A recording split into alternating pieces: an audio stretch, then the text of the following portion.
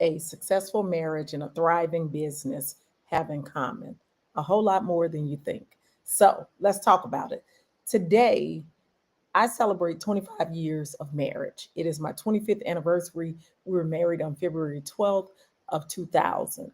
And I'm going to share with you how some of the same principles apply to building a business and how it can stand the test of time, just like a marriage. But business isn't just about getting started. Like a lot of us, we have a hard time just getting started.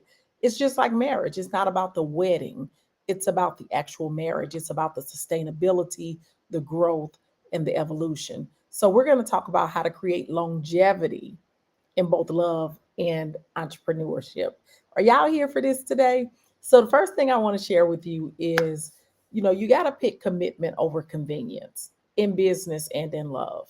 So, in marriage, you can't just walk away when things get tough. You got to work through those challenges and stay committed to the vision. I talk to us all the time about being all in our business, not deciding today I want to start a business and only wanting to work it when things are going good. You got to be all in, and being all in means that there are going to be tough times and you're going to fail. There are going to be some failures, and you're going to have to be able to get yourself up and pick yourself up and start over again. So in business, you don't quit after a slow month or a failed launch or a contract that was discontinued. You don't get to quit.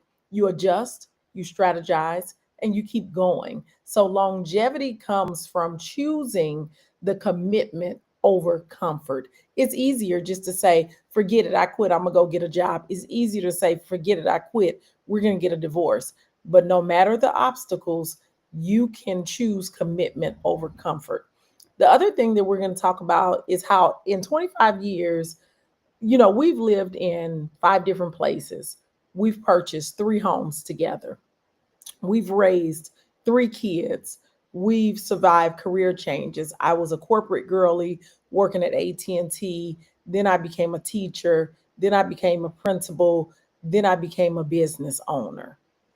During each one of those reiterations, I had to reinvent myself and become a different person. So, who you start as is not who you're going to end as.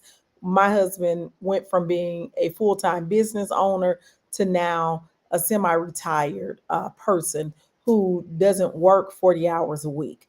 And so, the evolution, you have to be willing to evolve. When we first started out, both of us had both of our parents, and now I have a dad. My husband has lost his mother and his father.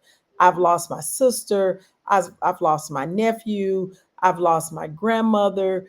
So those key people in your life, you don't go back to normal. You become a new person. When my mom died, that day she died, I became a different person.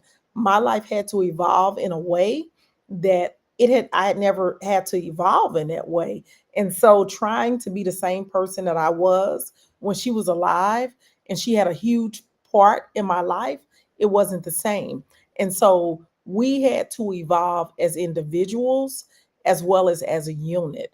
So business is the same way, folks. If you're stuck in old strategies and you refuse to pivot, you're going to get left behind, because see, longevity requires you to adapt to new trends. Some of the new things that are out right now, well, right now we got a change in administration.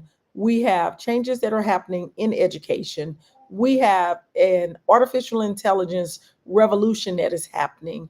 Tech has exploded in business, and you got to learn new skills. You got to be ready to pivot, and you got to be willing to shift when life demands it. Right now, we have a lot of homeschool networks. Well, schools are about to change. That doesn't mean that schools are about to close.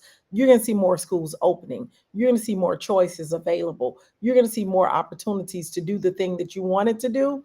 You're going to see more homeschool opportunities. You're going to see more focus on reading and writing and mathematics and technology, because those are the baselines. Like, you have to have those things. And so you have to embrace the change and not stay stuck in the same spot saying, this is the thing that I do. And you don't want to shift, and you're going to have to learn new skills the same way we had to do to get through this 25 years, moving from place to place, choosing to upgrade or to move over. It's different having one kid than having two kids, than having three kids. I was a different person each time. So I want you to understand. And then, even if you think about the health challenges, I've had a near death experience, I've had four major surgeries over this 25 years. So you got to be willing to adapt. But here's the thing that I think that is really important. You got to focus on more wins than losses. One of the rules in our relationship is that we have to have more good times than bad times. If the bad times outweigh the good times, then you're doing it wrong. You need to separate. You need to go different ways. In marriage, if you only focus on the struggles, the relationship becomes a struggle. But if you focus on creating more of the joyful moments than the painful ones, you will build a strong foundation. So it's the same thing in business. If you only focus on the failures and the setbacks, you'll never move forward. And then you need to instead celebrate your wins, learn from your lows, and then keep pushing forward. So, in all honesty, the key to longevity is keeping your eye on the bigger vision and not just a temporary setback. So we make sure that we're doing things like planning adventures and cruises and vacations and birthday celebrations like the one I just had this week, and events that bring us joy, and creating those moments for ourselves. And you have to do the same thing in your business. You should be celebrating new product launches. You should be celebrating new partnerships that you're creating.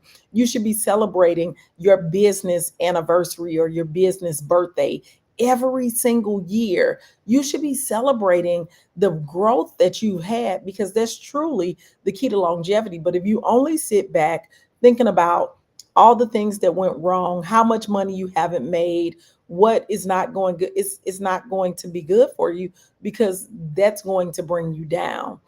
And then I got to go back to the idea of the power of reinvention. This is a huge issue because over the years, my husband and I have completely reinvented ourselves many times. We've had career shifts, we've had lifestyle changes, and we've had a ton of personal growth. It's the same thing in business. In business, reinvention is the difference between survival and stagnation. Your first idea may not be the one idea that's going to last. So the first idea may be just to get you rolling. And your business model may need to shift over time. You may have started out just like me. I started out doing professional development in schools for teachers. It then shifted to coaching the principals and the leadership team. It then shifted to helping women who want to get into consulting to do the same work that I was doing. So your business model may need to shift over time, but you first got to get started. And you also have to stay ahead of the game to stay in the game. Like, you cannot just keep doing the same thing over and thinking you're going to get a different result. So whether it's in love or in business, you got to be willing to grow into a newer version of yourself. But then we got to talk about this fifth idea, which is knowing when to let go. So in marriage, you got to know when to let go and what to let go of. You got to let go of old arguments that don't serve you. Sometimes we have these unnecessary expectations, or maybe you're doing that thing where you're keeping score.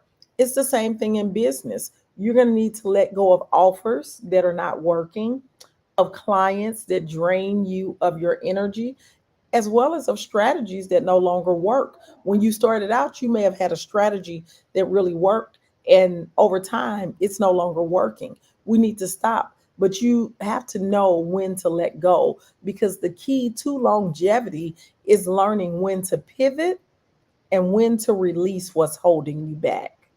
And you have to have discernment of when to do it. But you also got to choose the right partner and the right network. So in marriage, your spouse is your partner in life. In business, your network is your fuel for success. Some of us don't have a network. Some of us don't have a community. So I want you to ask yourself, are you surrounded by people who help you grow? And do you have a business community that challenges and supports you? And are you investing in relationships that help you scale? Like, these are serious questions that you got to be willing to have to talk to yourself about, because in marriage we got our spouse and that's our partner for life, but in business your network is your fuel for success.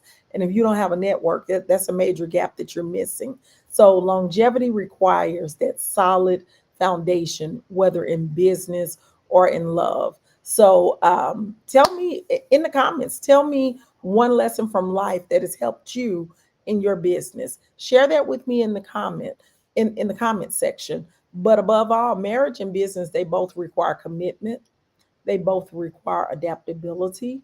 They both require strategic partnerships, as well as the ability to bounce back from setbacks. And if you can master these things, you won't just have something small, you'll have something great that lasts a long time. So I really want you to think about this and just think about what it really takes to be in business, and think about the comparisons that it takes to be in a marriage. And you might want to consider, like, I think about, at marriage is a business, and then we have our business. And so we got to start thinking about things a little bit differently. Today we celebrate 25 years of being in relationship, of growing with one another, of working with one another, sharing a life with one another. And so it's the same thing in business. I see lots of parallels in it. And school after hours says this is so good, so true. I needed to hear this today. Thank you, thank you. And so and remember, the 50% off sale is still on, because when I came back from Puerto Rico, I just got back on Monday night. It was actually Tuesday morning because it was after midnight. I was super tired and I was knocked out yesterday. And so if you're trying to get your business up and going, if you have it going and you need strategy, you need support, get signed up for one of the services. Get the 50% off while you can, because this won't happen again. Listen here, this won't happen again. But just know that I've closed over 80 contracts in schools, in community-based organizations, in all types of entities. So I have vast experience with that. I've worked on government contracts. I've submitted many government contracts. So I have a wide range of knowledge and of experience. I've done a lot in the consulting world.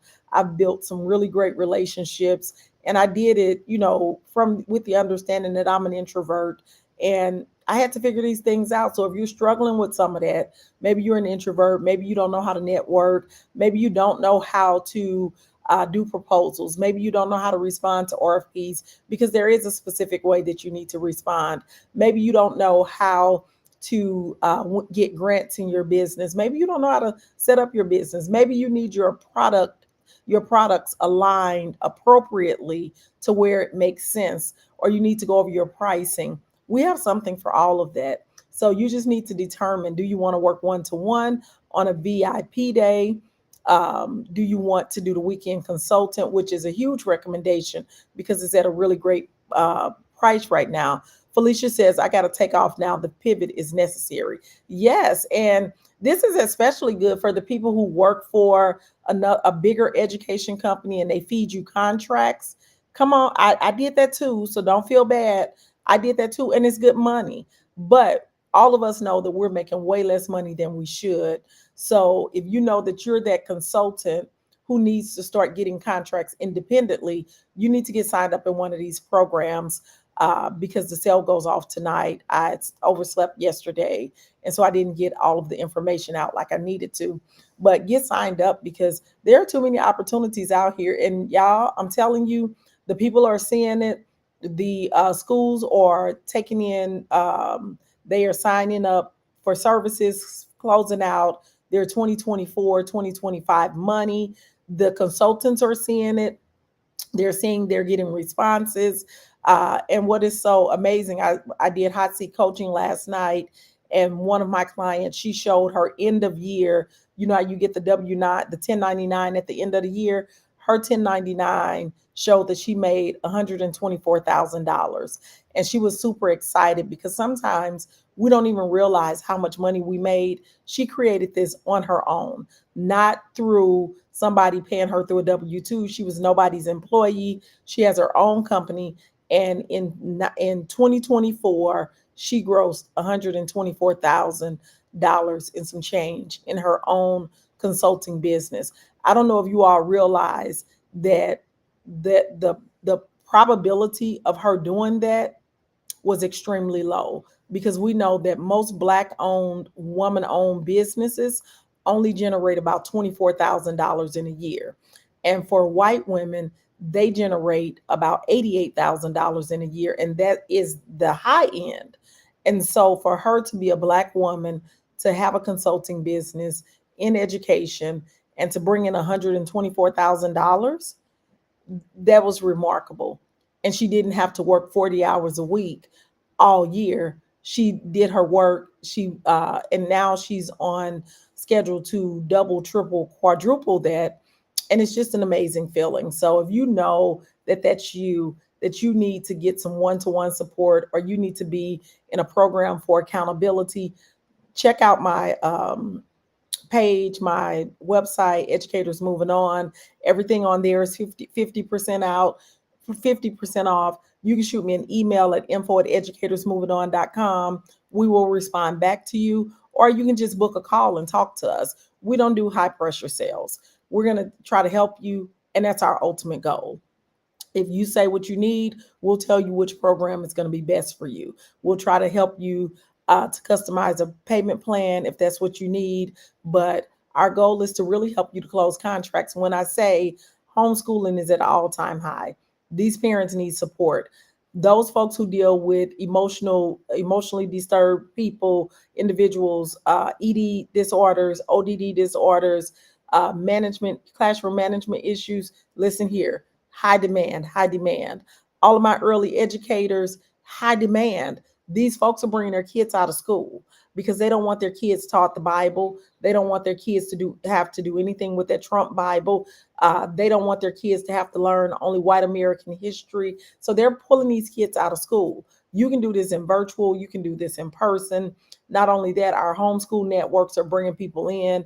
They're using group economics. There are a lot of micro schools that are opening up that need support from consultants. There are a lot of private schools that are opening. They're seeing an influx in student applications. And so you just have to be ready. The private schools have already said they're going to need to expand because they have more people, more students who are wanting to come in due to the new voucher program. And so they're going to need to add on new teachers. Well, what does that mean? Those new teachers need support. The charter schools, there are going to be more charter schools opening up. And so you just got to be ready for what's coming. You got to be ready and willing to, pitch your services. If there is apprehension about the pitching of services, or maybe you don't know how to pitch your services, then you definitely need to get into one of these programs. So let me support you. Let me help you. Sometimes we just need the words to say. We need to understand how that conversation will go. We need to understand what our rebuttal will be when they say this. What should I say? And I understand that because that's what I needed. And so those are the things that I provide for you all to support you, because I get it. Like, you've been in the classroom, you need to understand how this conversation is going to go, what your rebuttals are going to be, so that you can feel a bit more confident and a bit more prepared. Come on in, let's make this happen. I'm telling you, the opportunities are there. So much is about to happen. Y'all don't even understand what's about to happen, because you only get to see one school system, which is where you at. And because we have consultants all throughout the US, we get to hear what's happening in schools all throughout the US. We have a person who works in the administration, in the education department. Well, they'll be losing their job soon. But all of those changes that are coming down, and some of the restraints are being released. So I'm just telling y'all, it's a good time to make money. And you need to be doing this anyway, because if you notice, all of the tax incentives are coming for the people who have businesses. So let's get your business set up. Let's get you bringing in additional income. Let me show you how you can definitely create income and do what you need to do. And we're not talking about something that's temporary. Let's do this for the long term and let's make good money. You don't have to be scared to make good money. So let's make it happen. I'll talk to y'all later. I might come back live and do another live because I got a couple of things I want to share with y'all. While I was gone, I didn't do a lot of lives. And so I want to share some contract negotiation tips because a lot of contracts are being negotiated right now. And so I would like to share what people are experiencing. So I'll talk to y'all later. Have a good rest of your day.